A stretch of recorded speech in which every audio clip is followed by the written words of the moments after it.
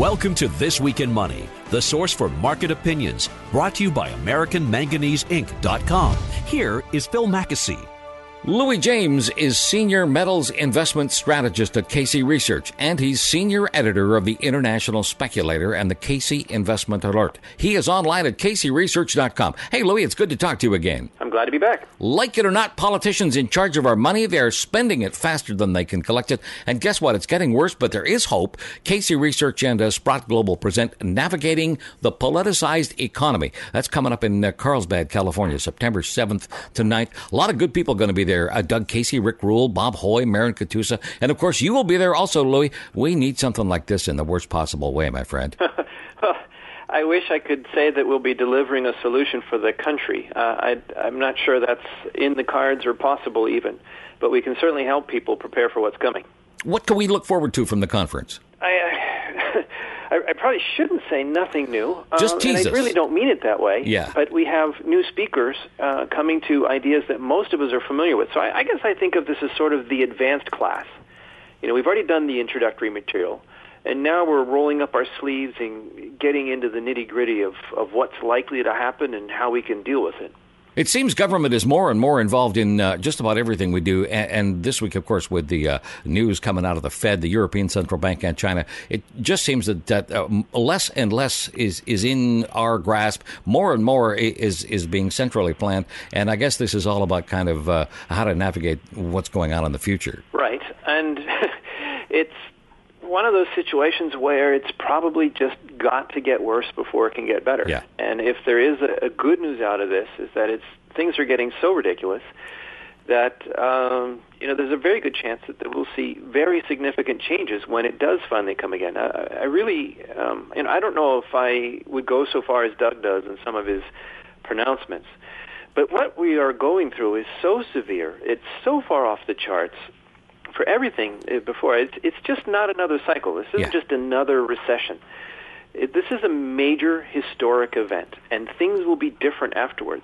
And to the degree that the politicians discredit many of the foolish things they've been doing for decades, that could actually be a good thing. We're talking to Louis James from CaseyResearch.com here on This Week in Money. I've got some news out of China today. Purchasing Managers Index, which measures production growth, dropping for the fourth consecutive month. And the reason, of course, worsening conditions in Europe and the U.S. Now, before you left for China, you talked to a great guy that we've talked to before, Gordon Chang. He's a China expert. And he said, quote, China is not the engine of global growth. It's the North American consumer. We're the ones who are keeping the factories going over there. And, of course, that's got to affect what's going on there. It's interesting. He said that at the time Europe was still, the EU as a whole, was still China's number one trading partner. But between the time that he said that and we got to publishing that interview online, he was actually made even more right because the baton had passed. The troubles in the EU had their impact, and the U.S. took over the top spot there. It's interesting. Gordon also said something.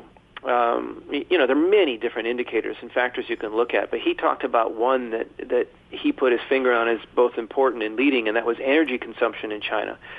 And with that dropping and not consistent with the growth rates that the government is reporting, he pretty much nailed it on the head. And the things that we're seeing going forward are in line with Gordon's expectations. And I have to say, they're kind of gloomy. We can't expect China to save us, and I would have agreed with that before I went, and I would agree with that even more so now. Got some more news here from China, Louis. China Securities Commission says today investors may have overestimated the economic slowdown, and some speculation going on that Beijing may do the same thing as the Fed is doing, trying to juice the market with some of that good old-fashioned monetary easing. Right. Well, there's a big difference, though, between what China has done in the past by way of stimulus and what the U.S. has done, and that is that China actually has cash. They've got huge reserves, and if they decide to spend billions of dollars, hundreds of billion dollars, building high-speed trains, for example, networking the country, they actually have the money to do it. And they can, and they have, and they are, and the things are operational now. They're very impressive, in many ways more convenient than air travel, because the trains leave from downtown instead of an hour out of town and so on. Whereas the U.S., if it wants to so-called stimulate the economy, it doesn't actually have the money to do it, so it needs to borrow it or create it out of thin air. And those things have different economic consequences. Both of them can be inflationary. Both of them can create distortions in the marketplace and direct capital into places where maybe it wouldn't otherwise go or shouldn't otherwise go. But the consequences for the budgets of the sovereigns in question are quite different. We know, Louis, that the Chinese economy is slowing down, despite what the government is saying. Gordon Chang points to a more immediate and a much more dangerous problem that we don't see much of here in the Western press, and that is the ongoing power struggle, a generational power struggle in the Communist Party. I wouldn't say it's a generational power struggle. They have term limits over there, and they actually adhere to them fairly well, better than in other countries in some places. So the old guard is going out, or a section of it is going out. The power struggle is not between the old and the new. It's between the new and who's going to take those opening spots. And it's hard to say exactly what. There's different people with different views and different views on the economy and different levels of pro-market approaches and so on. But there's really not much danger that China is going to suddenly veer back to the days of Mao. That's not possible. Right now, one man can't take control of the whole thing. So there are changes, and there are dangers from all sorts of changes. You could have policy changes, different directions, zigging where you thought it would zag, and that does make things for the speculator a little uncomfortable. But actually, I'm sort of bullish longer term about the implications of this. I don't know who will win, but I think the overall winner will be the average Chinese person, because we'll see more decentralization of power. We'll see younger people with new ideas take over, and most of those people, they're communists in names only. They really understand that you have to have market forces to do certain things. What do you make of Gordon's assertion that politicians and bureaucrats are so involved in a power struggle that they are not paying attention to the economy? I really don't know how to assess that. And in a centrally planned economy, you can see where that could be quite a danger. If the head of the octopus is not pulling the tentacles, who knows what would go on and how things would go crazy. On the other hand, maybe it could be a good thing. In the United States, one of the best things that happens to us is that we get gridlock in government and they stop doing things in Washington. It's great. So we could see something like that where actually they benefit from benign neglect. I don't know. But uncertainty is really not good for investments in general. If you're a Chinese person thinking of doing a shoe factory somewhere and you don't know who the new boss is going to be and whether he's going to appoint different people who may or may not approve of your project, that's obviously not helpful. But it's short term. We're talking to Louis James from KCResearch.com here on This Week in Money. And we're talking about your China trip. We're just about to talk about. We want to just cover a couple more things with Gordon Chang here. And he said two things control China's imports this year. That's what affects us here in the West. The first, of course, the economy. The second is gold. How is gold going to affect what's going on in China? Or how is China going to affect what's going on with gold, to put it around the other way? Yes. I see these things as very distinct. I agree with Gordon. Whether or not the Chinese economy goes into a major decline or just doesn't grow as quickly as it has been, or more marginal changes, I don't know. And how that will affect the base metal prices and industrial minerals prices is, of course, a big variable. That makes it really hard to place bets there, and probably a reason to kind of be hesitant or be cautious about investing in those areas until we do know. Gold is a very different critter, of course. It's not an industrial commodity. And the Chinese have a long and passionate affinity for it. It's interesting. I happened to notice when I was flying through Shanghai that China National Gold now has gold kiosks in the airport. And it's just a sign of the proliferation, now that it's been deregulated, of private interest in gold. You have to remember that it was illegal to own gold bullion or gold for investment purposes. Wow. Less than... well, maybe not 10 years ago. I think it was liberalized in 2001. But not very long ago. And in the old days, what the Chinese used to do is since you couldn't buy bullion coins, you bought bullion jewelry. You could buy jewelry in 1 ounce links, and the vendor would say, "How many ounces do you want your necklace to be?" How many links? Right. Each link would be 1 ounce. So So that was a way to get around owning bullion. It really wasn't about jewelry. It was about owning ounces of gold and putting it away in a form that was legal. That's all changed now, and the amount of interest that we're seeing from the consumers there is just blossoming. So we expect that trend to continue. And actually, if China suffers more turmoil and more trouble on the economic front, that could actually drive more people into gold because of the safe haven aspect. One of the things you haven't mentioned yet is, of course, the housing thing, the famous Chinese ghost cities and all this. To the degree that there has been overinvestment in the real estate sector in China, the deflation of that bubble, or popping of it, would also tend to drive people into gold, because real estate is the other real asset that makes Chinese feel safe. So if that stops happening, if suddenly real estate isn't safe, where are you going to go? Well, everybody knows that gold is, well, good as gold. We are talking to Louis James here on This Week in Money. You mentioned it's only 10 years ago that they liberalized gold purchases. Here we are this year. I just saw this on the web this morning. China will overtake India as the world's largest importer of gold. That's pretty impressive. It is. It's a major trend in the making, and I can't see anything that's going to derail that. That's obviously bullish for the price of gold. Yes, it's though. Here we have one of those other conundrums that has perplexed investors for a long time. You know, what should the price of gold be? How do you calculate it? What's the supply and demand? And I really stress frequently to people who ask these kind of questions that there's really no way to do this. It's good if demand is high, and it's good for the price if supply is restricted.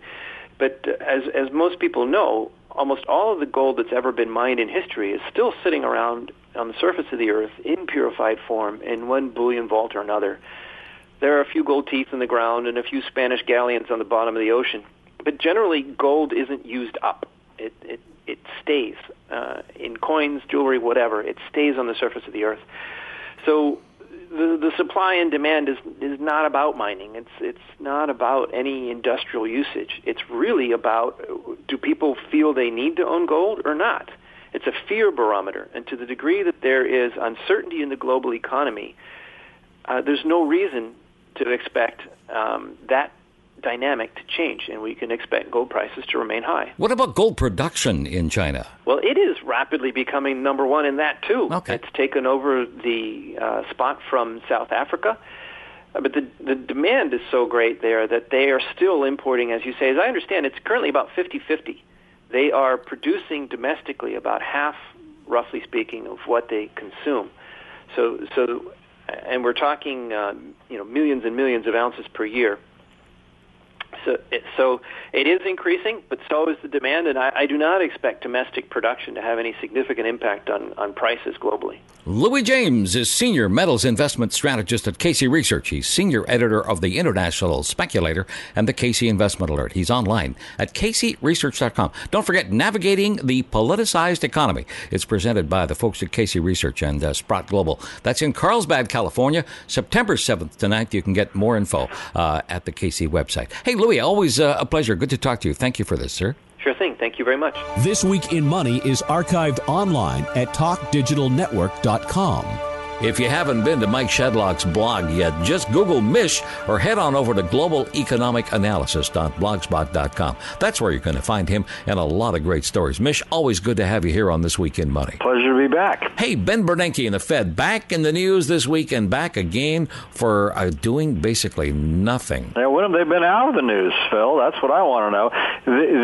All these hints, the whole market, the United States and Europe, everything is hinging on minor little nuances that these guys change from speech to speech as if it matters at all. It doesn't. But somehow the Fed, but not the ECB, has managed to convince the market participants that the Fed is back in control. It's not in control. It's all a mirage. Meanwhile, in Europe, Mario Draghi's got a completely different problem because of all the splintering with the Bundesbank, German central bank, and Austria and Netherlands. So there's a big split. There's a big rift between Northern and Southern Europe as to what they should do. Meanwhile, the Fed does not have that problem, so it's got free rein, and it's convinced for the time being, the market participants, that the Fed is back in control. It's a mirage, Phil. I love this headline from Business Week, Mish. Bernanke prepares more punch, holds off serving it. Isn't that perfect? Well, that's it. That's a really great line. Yeah. I like that. That's all what it's all about. And that's the reason why I was pretty convinced that the Fed wouldn't do anything. You know, the stock market is back in bubble land. Why does the Fed want to waste any bullets here right now? It doesn't need to. It's got the market kind of where it wants it here without doing anything. So why waste a bullet? One of these times, Phil, and I keep saying this, I sound like a broken record, but one of these times the Fed's going to announce a program and the market's going to puke in its face. Yeah. And I think that Bernanke is smart enough to realize that might happen. So he would rather save his bullets for, when the stock market is beat up and when everyone's feeling miserable and the like, and then come out with a program. It's more likely to be successful then. But, in the meantime, the market can keep on levitating, or that's the hope. Oh, we've got another program coming. It's coming. But if they do one now, is there another program coming? Probably not. So, it all the people that were expecting a program, some sort of announcement, major announcement by the Fed, just were not thinking clearly. You're asking a great question on the blog this week. Would another round of QE even be worth it? That's exactly it. What can it possibly do? The 10-year treasuries are 1.5%. And would it make a difference if they were 1.25 or even 1? What difference does it make? I mean, look at Japan. What difference did any of these say? And they still in Japan talk about more quantitative easing. Well, what good can it possibly do? It can't do any good. But for now, the market participants have not figured that out, and they're still rallying on all of this. And a lot of this has to do with the fact that, so far, the U.S. economy has held up better than the Chinese economy, better than the European economy, better than the U.K. Australia is faltering because of the decline in commodity prices and because their housing bubble bust. So the U.S. looks relatively good here to a lot of people. And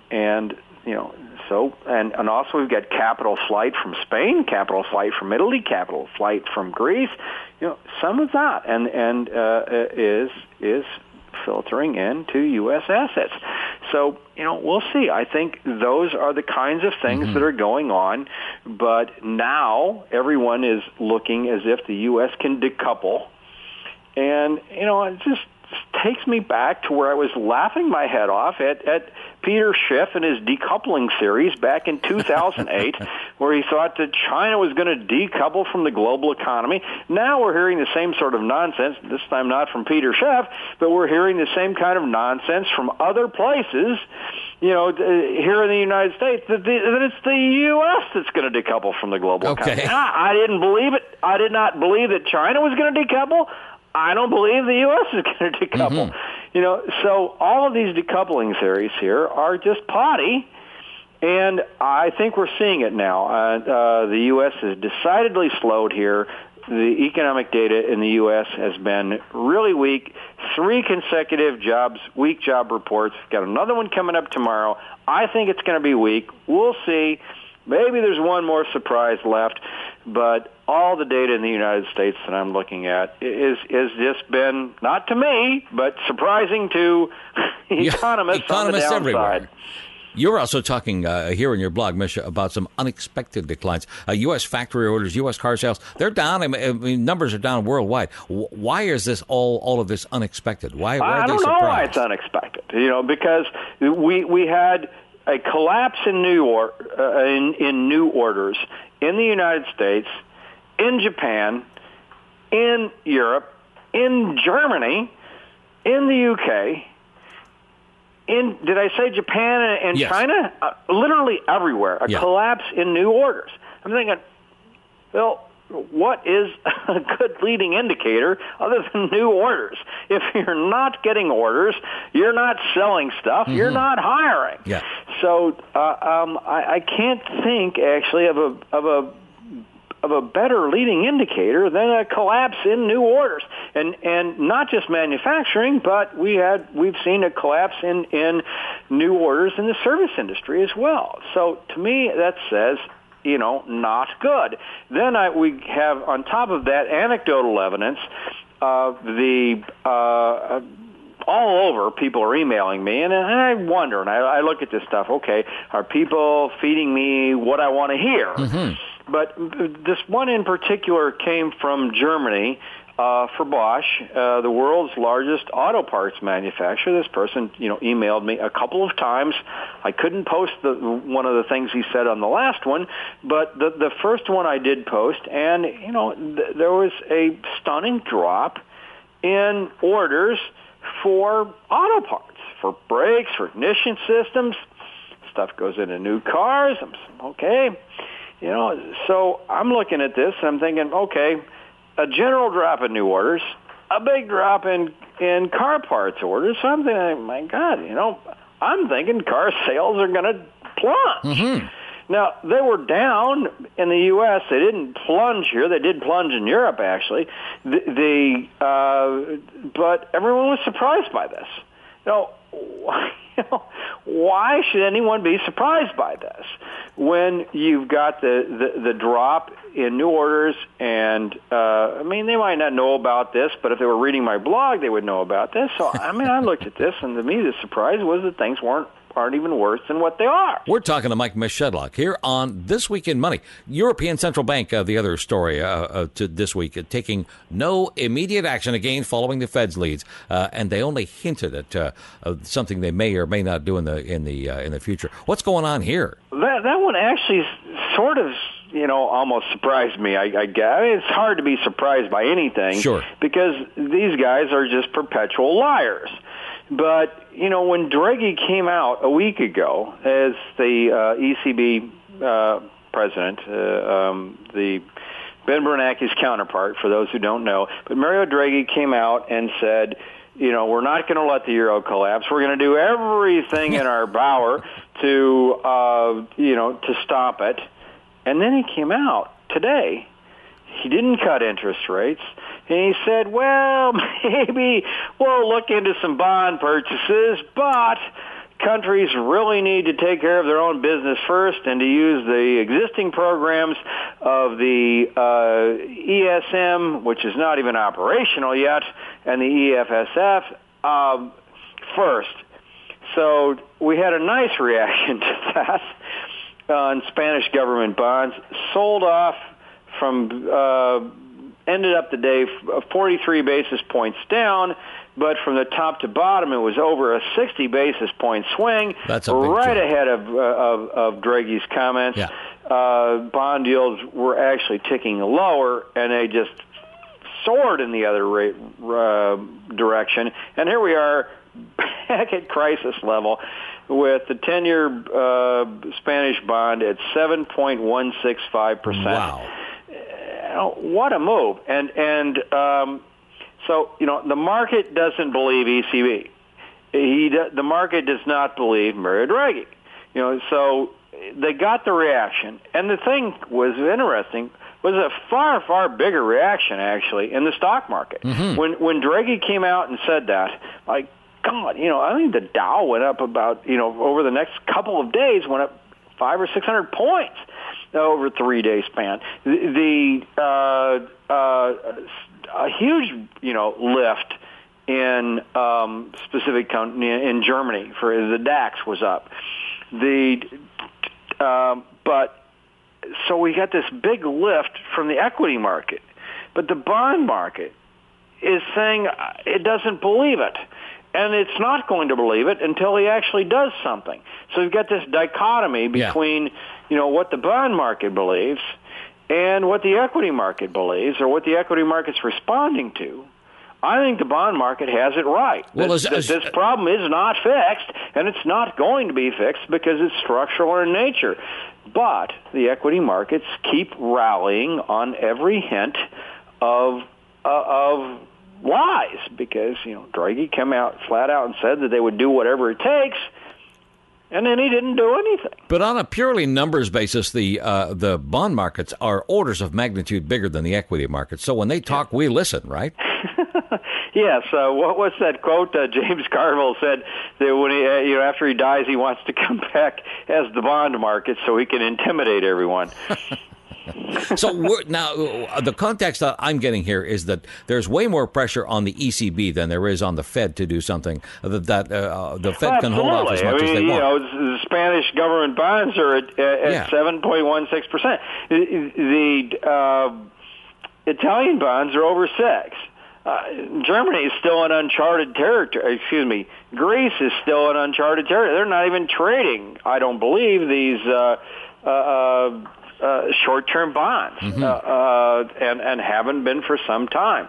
So the market is preparing here for quite literally another Greece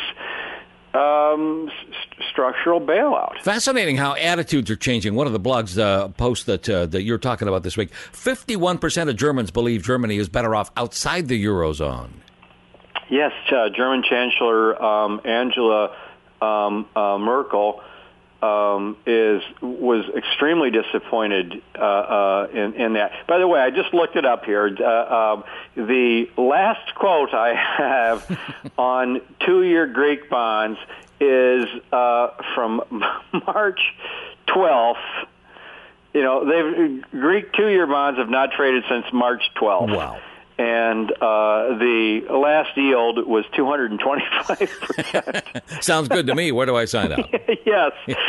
Try collecting on that. Yeah. Collecting on.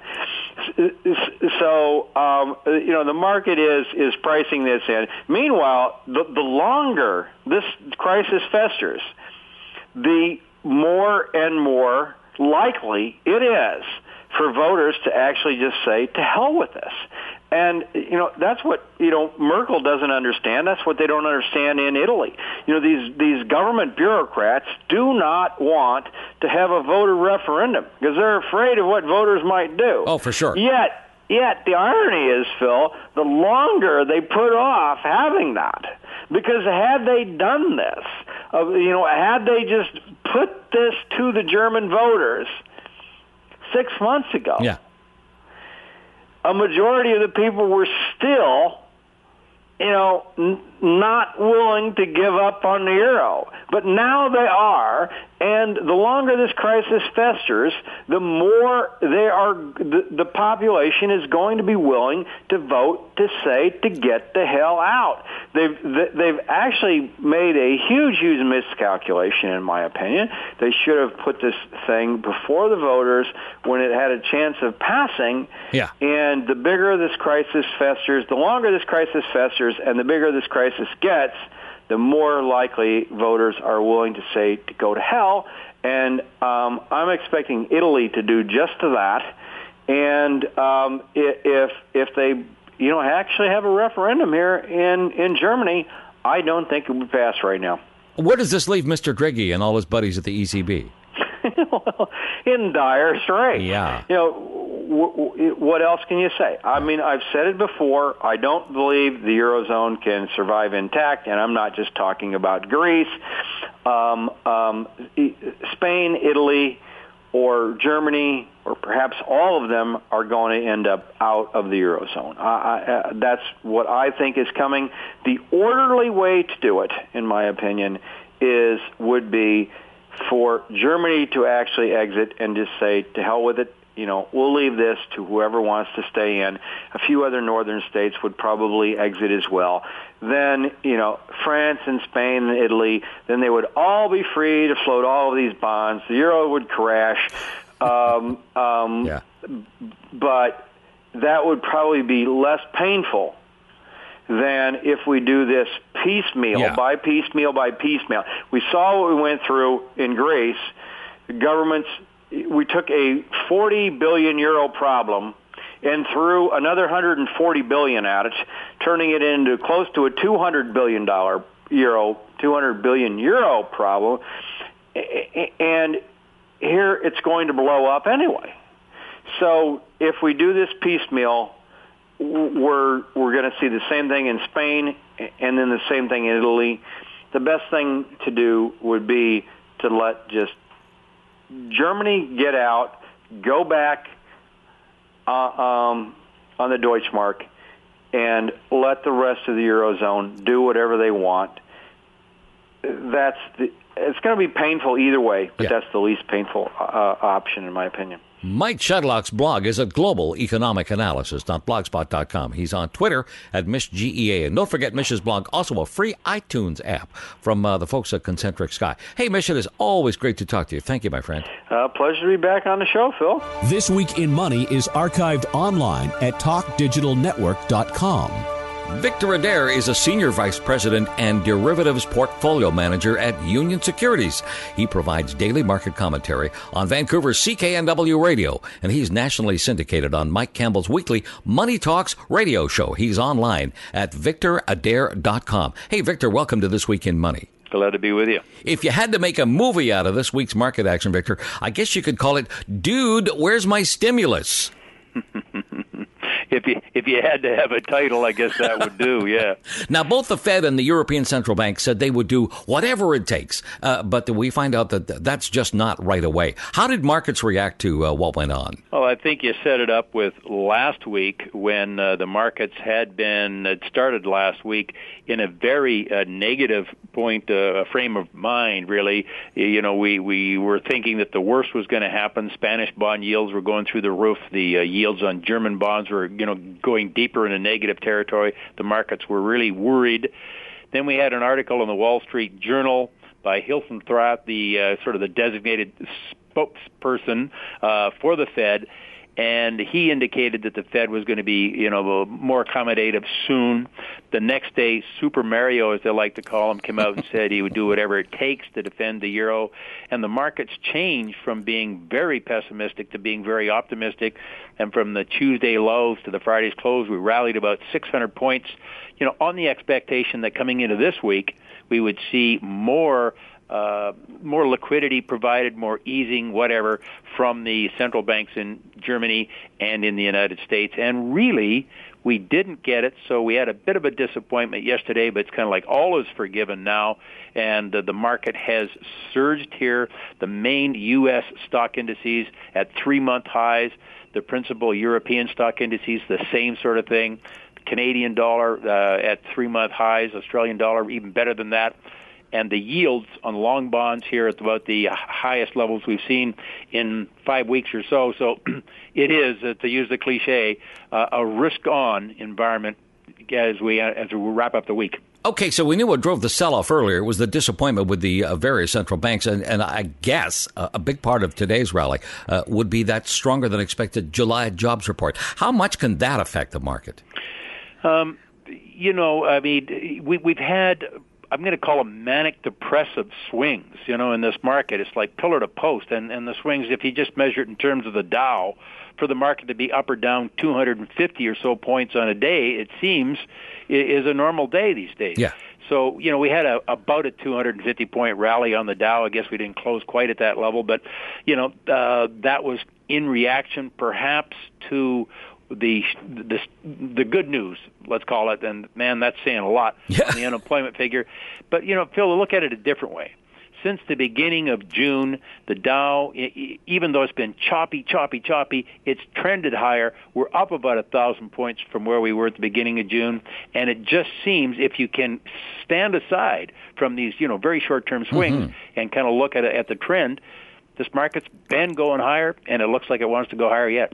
If you read the day-to-day headlines, as you say, it's awfully tough to pick out a long-term direction. You think all gloom and doom and things going to hell in a handbasket. But as you point out, the market's actually in pretty good shape, and there is room to move higher. I think so. It is a classic case, perhaps, of a market that is climbing a wall of worry. And that's a venerable technical term from stock market old days, but it just looks that way. And here's another thought. As you say, you read the newspapers, you get all this gloom and doom and gee whiz, they're never going to fix Europe and so on and so on.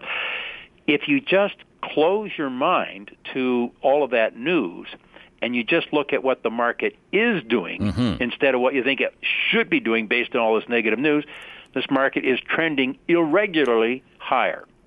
We're talking to Victor Adair here on This Week in Money, and you interviewed Mark Faber at the Agora Financial Symposium last week. That interview's up at TalkDigitalNetwork.com. Understatement here from Mark Faber saying it's a challenging investment environment.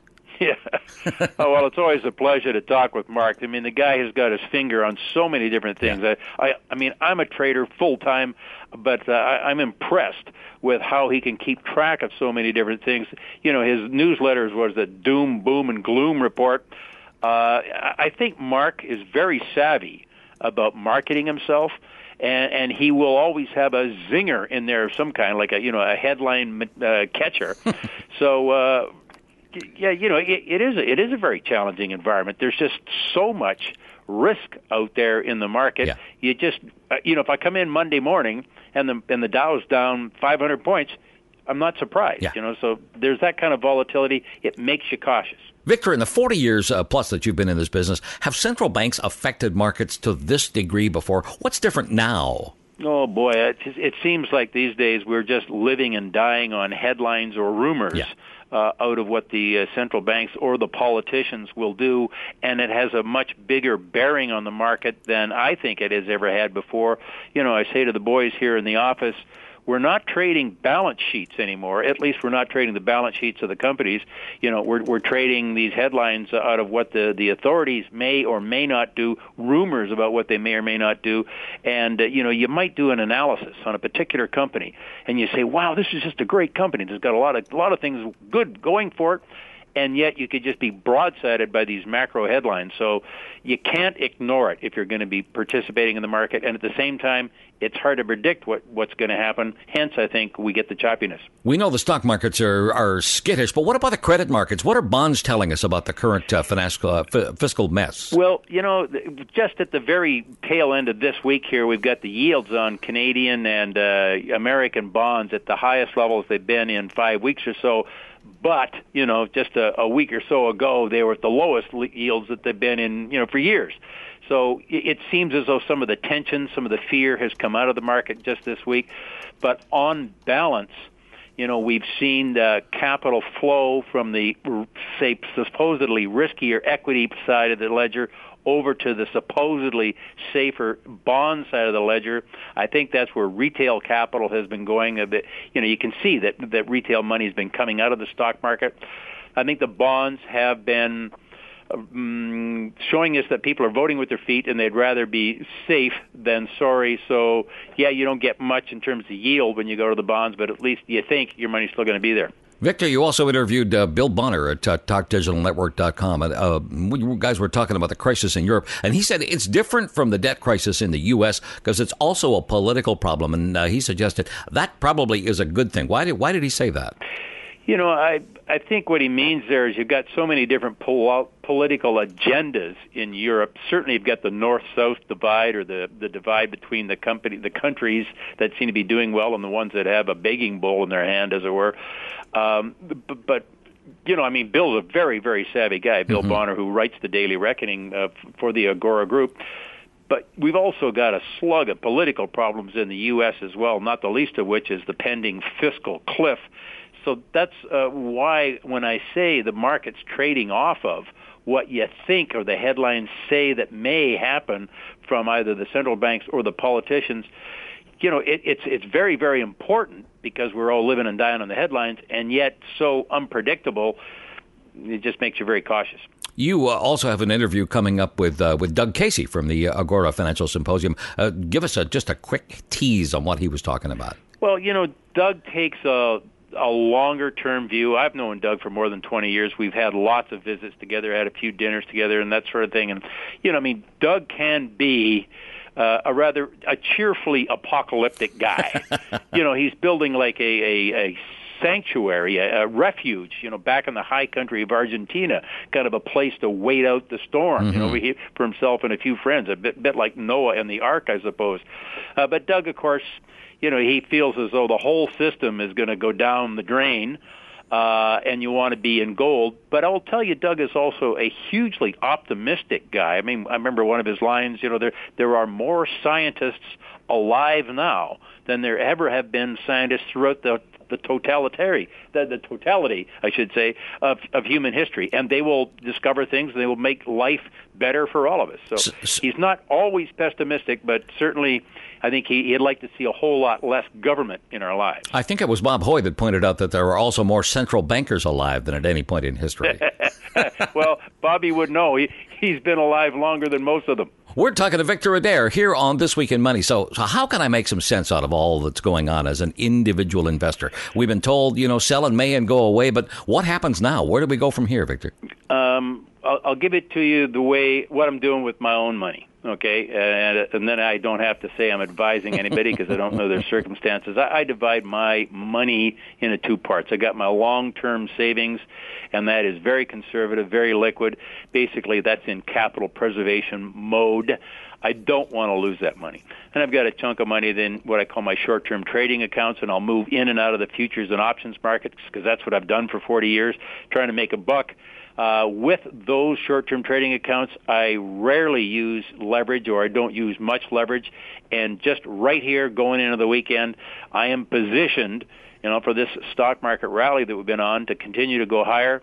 If it shows me any sign that it's not, I'll just be gone to the sidelines. But right here, right now as a trader, I do not want to be short. This market looks like it wants to go higher. That's the American equities market. And who knows, the Canadian market, which has been a bit of a dog behind the performance of the American market, might even play a little catch-up and start to go up as well. Somebody wanted me to ask you about, when we were talking about stocks, about gold miners and gold equities. What's your feeling on what's happening there? Short and sweet. Whether you're looking at gold, the base metals, or even the energy markets, the shares of the companies that are producing those resources have been underperforming the resources themselves. In other words, the ratio between the price of gold shares and the price of gold has been going down in terms of the shares, and down and down.